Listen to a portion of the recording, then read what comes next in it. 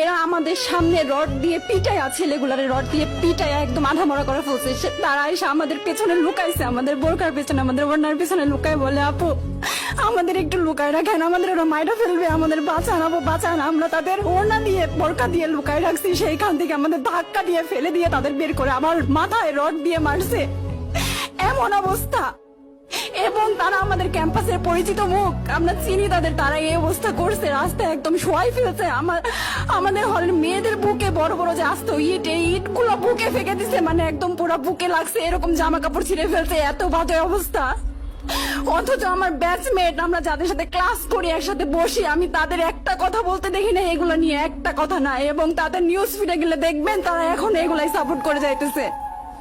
কিচ্ছু বলার নাই। আমি কেমনে যাই এই মানুষগুলোর সাথে এত বছর ক্লাস করছি, বা আমি আরো 6টা মাস কিভাবে ক্লাস করবো আমি জানি না, আমি সত্যি জানি না।